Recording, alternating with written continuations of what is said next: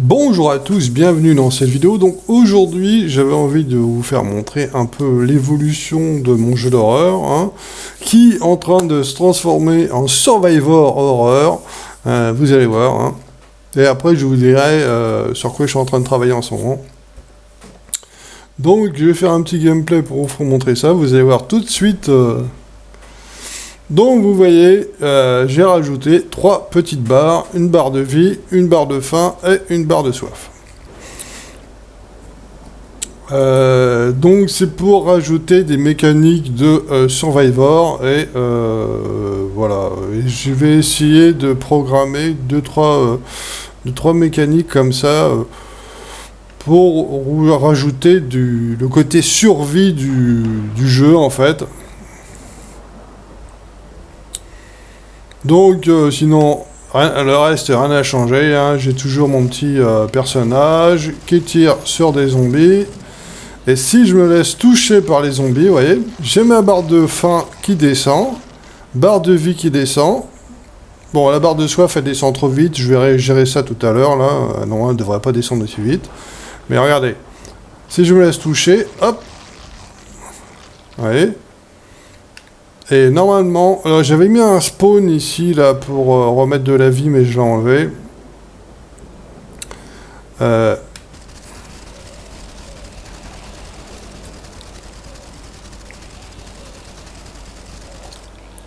Ici, c'est la safe zone, là, zone safe. Donc, en fait, les zombies ne peuvent pas venir jusqu'ici. Vous voyez. Voilà. La zone safe ici, ils ne peuvent pas venir. Donc je vais changer la soif, là, elle descend trop vite. Donc en fait, là, je suis en train de travailler sur un sprint, vous voyez. Comme mon bonhomme, il marche et il peut pas courir, je suis en train de travailler en ce moment sur la possibilité que, en appuyant sur un bouton, il puisse sprinter et courir, vous voyez ce que je veux dire, mais à un temps donné, qu'à un moment il s'essouffle, et puis parce qu'il y aura, je vais faire aussi une barre de stamina, que quand il courra trop, bah, il va s'essouffler, il pourra plus courir. Mais bon, je suis en train de travailler là-dessus, là, sur la barre, sur le sprint, mais par contre, sa barre de soif, elle descend beaucoup trop vite. Je pense que c'est ça. Je vais mettre 3. Je crois que c'est ça, si je me trompe pas. Et donc, je suis en train de travailler là-dessus. Et rajouter des mécaniques de... vous voyez, attendez, je vais vous faire voir. Une technique de... Vous voyez, alors ça, c'est ça. Ça, c'est la soif. Ça, c'est le point, le chiffre de la soif, en fait. Et ça, c'est le maximum de points. Par exemple, je vais vous faire montrer un truc. Je peux, si je veux...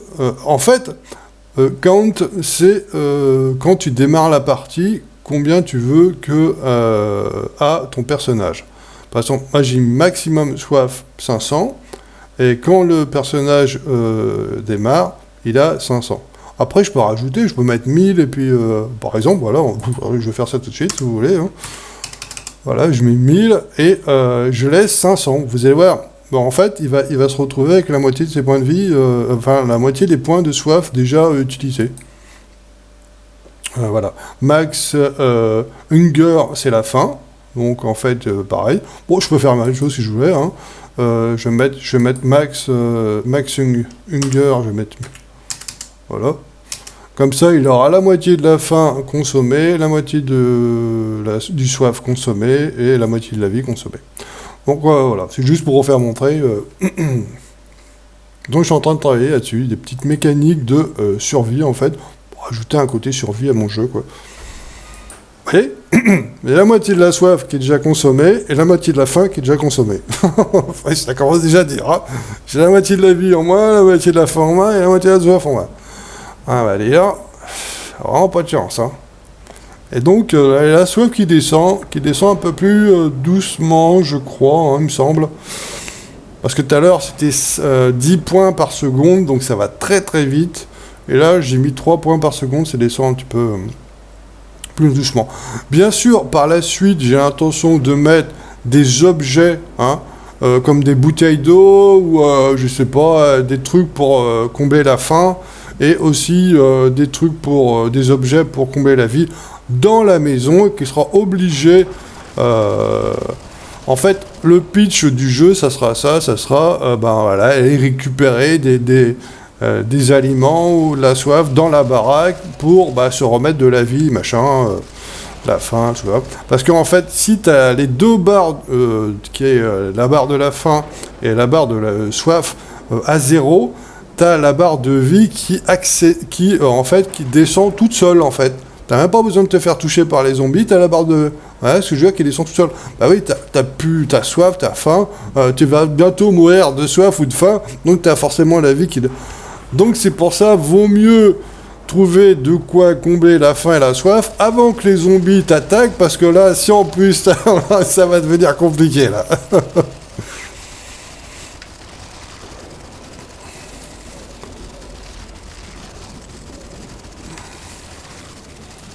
Voilà, je suis en train de travailler là-dessus. Vous voyez, j'ai déjà presque plus de... J'ai déjà presque plus de vie, hein. Enfin, la vie, encore, ça va, je me suis pas fait trop choucher. Je vais dans la zone safe, pour pas qu'ils m'attaquent. Vous voyez, hein. Alors, si j'avance, là, ils vont m'attaquer, et là, hop, ils m'attaquent plus. Donc j'ai presque plus de faim et j'ai presque plus de soif. Voilà. Donc je suis en train de travailler là-dessus. Hein. La barre de soif, je pense que c'est bon. Elle descend pas trop vite. Là, je pense que je vais la laisser comme ça. Et donc je suis en train de travailler là-dessus. Hein. Voilà. Donc barre de soif, barre de faim. Je vais faire une barre de stamina, comme j'ai déjà dit. Et regardez, j'ai rajouté speed. Vous voyez ? Sprint speed 700. Ça veut dire que mon bonhomme va courir à 700. De base, il est à 300. Vous voyez ? Là, quand il marche, il est à 300. En vitesse, il est à 300. Et quand il va courir, il sera à 700. Donc, il va... un bon speed. Bah oui, parce que là, c'est quand même assez compliqué. T'as la barre de vie qui descend, la barre de faim qui descend, la barre de soif qui descend, les zombies qui l'attaquent. Bon, il faut quand même, si en plus il peut pas courir, il peut pas sprinter, ça va être un peu compliqué. Donc j'ai dit, je vais quand même foutre un coup de barre de sprint pour qu'il puisse un peu s'échapper dès que ça devient un peu compliqué. Donc voilà, c'est une courte vidéo pour vous présenter un petit peu tout ça. Hein. J'ai pas encore fini la programmation du sprint. Hein. Je veux pas vous expliquer, c'est un peu compliqué à vous expliquer, surtout que là j'ai mis des notes parce qu'en fait les objets, si un objet fonctionne, ça fait AND, ça veut dire si une action fonctionne, ça fait quelque chose, et si NOT, ça veut dire si ça ne fonctionne pas, si c'est non, eh ben ça fait autre chose. Et j'ai un autre note qui, en fait, donc c'est un peu compliqué à vous expliquer, c'est un peu... c'est le bordel à programmer. Bon, j'ai envie de faire quelque chose, pour vous, hein, pour vous faire montrer. Je vais vous faire montrer les zombies de près, parce que là, vous n'avez pas vu les zombies de loin, là, c'est... Donc là, je vais vous faire comment dirais-je... une petite présentation hein, des zombies de près. Hein. Ça, c'est la programmation des zombies. Vous voyez un peu le bordel. Hein. T'as la programmation. Alors, c'est la vie. Ça, c'est la vie des zombies. Hein. Ouais. Ça, c'est la vie des zombies. Ça, c'est les dégâts par seconde que les zombies infligent à l'ennemi, au héros quand le héros rentre dans sa boîte. Voyez, donc vous avez le zombie. J'ai agrandi la boîte. Hein. D'habitude, la boîte est toute petite. Normalement, en temps normal, la boîte, elle est juste là comme ça. Tu vois, elle est devant là où il y a les mains, par exemple. Tu as une boîte qui, quand le héros rentre dedans, ça inflige des dégâts. Mais par exemple, si le héros il est là, ça inflige pas de dégâts. S'il est derrière, ça inflige pas de dégâts. Il n'y a que quand il est devant. Donc moi, pour augmenter un peu la difficulté au truc, c'est que j'ai agrandi la boîte, et que même si le héros passe à côté du zombie, ça lui inflige quand même des dégâts. Voilà, c'est pas un peu... Donc cette boîte-là, c'est ce qu'il y a là, c'est ici, hein, c'est ça. Dégâts par seconde, voilà, c'est les dégâts par seconde, ça c'est ce qu'il y a dans la boîte. Et stop dégâts, c'est quand tu es obligé de faire du stop dégâts, c'est quand le héros sort de la boîte. Vous voyez? Parce que si tu mets pas stop dégâts, le héros sort de la boîte et puis il continue à avoir des dégâts comme s'il était empoisonné. Bon, c'est sympa, ça peut le faire. Je pourrais faire un zombie poison avec, je sais pas, bleu, avec de la fumée. Enfin, un zombie, c'est tout à fait possible à faire. Hein. Un zombie un peu phosphorescent, vous voyez, un peu qui empoisonne le. Mais t'aurais en permanence, je veux dire, déjà que là, c'est bien compliqué, que t'as la vie, de la faim, la soif et tout ça à gérer. Si en plus t'as un zombie poison, quand il te touche, t'as de la vie qui descend en permanence, ça serait impossible, ça serait injouable. Bref. Donc voilà, le premier zombie, hein, c'est celui-là, un zombie blanc, là, classique, vous voyez, hein, je voulais faire montrer un peu de plus près pour que vous voyez un peu la qualité la qualité quand même esthétique du truc, hein, qui est quand même vachement bien foutu, hein. Vraiment un beau zombie, hein. Regardez un peu là, on voit les côtes derrière, là, vraiment excellent, moi j'adore. J'adore ce zombie. Ensuite, je vais vous faire montrer l'autre zombie, hein, le zombie Blood, hein, zombie Blood. Lui, vous voyez, lui, il n'a pas la même chose parce qu'en fait, lui, c'est un parent. C'est un enfant, je veux dire. C'est une copie du zombie, je ne sais pas comment vous expliquer. En fait, c'est juste l'esthétique qui change. C'est le même zombie, j'ai copié... j'essaie un peu de vous faire expliquer un peu aux gens qui s'intéressent. Pareil, hein, je parle toujours aux gens parce que les gens qui programment, ils savent, ils ont déjà utilisé Unreal Engine. Tout ce que je vais leur dire va être sans intérêt parce qu'ils le savent déjà. Mais voilà, je parle un peu. J'aime bien faire mes vidéos. C'est vraiment pour donner envie aux gens qui pourraient être intéressés de faire de la programmation et de se lancer dans la programmation. Ça donne un peu envie et expliquer un petit peu comment ça fonctionne. Donc, en fait, lui, le zombie blanc, c'est le premier. C'est lui que j'ai vraiment programmé, et en fait, plutôt pour simplifier les choses, pour que pas programmer à chaque fois la même chose, en fait, ça serait vraiment idiot. Donc ce que tu fais, c'est une copie. Tu tapes là, tu fais Create Child Blueprint Class. En fait, child, ça veut dire enfant. Et donc tu fais une copie de ce zombie-là. Et c'est pour ça qu'il n'y a pas la même chose, en fait, qu'il y a ces petits trucs-là. En fait, ça veut dire que, tu vois, il y a marqué parents. Vous voyez? Parents. C'est qu'en fait, tu as le blueprint de lui, du zombie, et qui, comment dirais-je, est en lien avec le parent, et toutes les fonctionnalités, plutôt de le programmer là, en fait, ça va directement aux parents, ça va chercher, en fait, le programme va chercher tout ce qu'il doit faire aux parents. Ouais. Bon, c'est un peu compliqué à expliquer. Et donc là, je vous ai fait montrer le zombie Blood, vous voyez, c'est mon préféré celui-là, zombie Blood, vous voyez, il est bien crade. Il est un peu différent parce qu'en fait, le zombie blanc, il est blanc. Voilà, vous avez appris quelque chose d'intéressant, mais les zombies Blood, si vous regardez pas, il est pas blanc, hein, il est plus couleur rose, jaunâtre, vous voyez. Mais voilà, c'est mon préféré, hein, zombie blanc, c'est le plus crade, hein, voilà, on n'a pas envie de lui faire un câlin. Et donc, regardez dans le dos, là, toujours colonne vertébrale tout à fait sympathique, là, voilà. Ah, c'est une petite présentation des zombies, hein, ça fait toujours plaisir. Et le zombie immortel, qui est en fait un zombie le zombie qui est dans le feu. Je voulais faire montrer où il est. C'est le zombie qui est dans le feu, que je l'ai appelé zombie immortel, parce qu'en fait, il est juste là comme décoratif, en fait. Hein. Mais, il est décoratif, mais il a quand même sa boîte de... Ouais. Regardez, ils sont là, les zombies. C'est ceux-là, en fait, des zombies immortels, parce qu'en fait, ils sont là, ils bougent pas, ils peuvent pas mourir, ils doivent avoir, je sais plus, 1 million de points de vie, enfin bref. Mais par contre, si tu leur approches, tu vois, ils ont quand même une boîte de dégâts. Si tu t'approches un peu un feu... En fait, le truc, j'ai fait ça, c'est parce que le feu, c'est esthétique. Ça sert à rien du tout, c'est purement esthétique. Si tu te mets les pieds, tu prends ton personnage, tu vas dans le feu, t'as pas de dégâts. Et je dis, c'est pas normal, si tu te fous la gueule dans le feu, d'avoir pas de dégâts. Donc du coup, pour ça que j'ai foutu ces zombies-là, avec la boîte qui dépasse.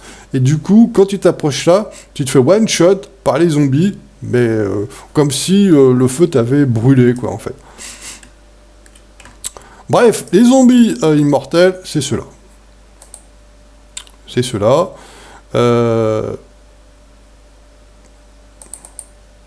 Voyez.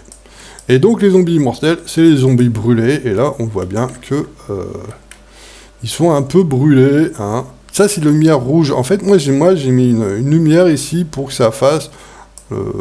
c'est l'éclairage du feu, en fait. En fait, c'est juste un spot rouge que j'ai mis.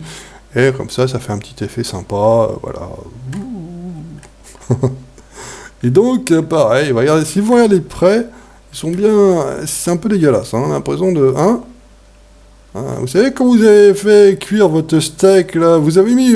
Rappelez-vous, quand vous avez mis votre rôti à cuire pendant 3 heures, et qu'en fait, il fallait le cuire pendant 1 heure, voilà, ce que ça donne, c'est ça. Vous voyez, un truc complètement cramé qui est immangeable. Bon, d'ici là, avoir envie de manger le zombie, certainement pas. Mais voilà, c'est pour vous donner un exemple que quand vous allez faire un petit peu trop cuire votre rôti, voilà, mais ça ressemble à ça. Et le zombie black, là, c'est les mêmes. C'est exactement le zombie immortel, c'est la même chose. Vous voyez, dessus, c'est un child, il y a ses parents.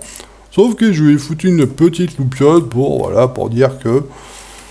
Voilà, il y a des braises à l'intérieur du zombie, quoi, voilà.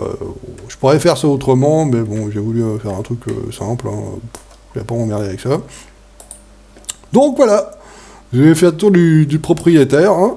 Je peux vous faire montrer mon héros, si vous voulez, hein. Voilà, le héros, il est là, il a son petit programme.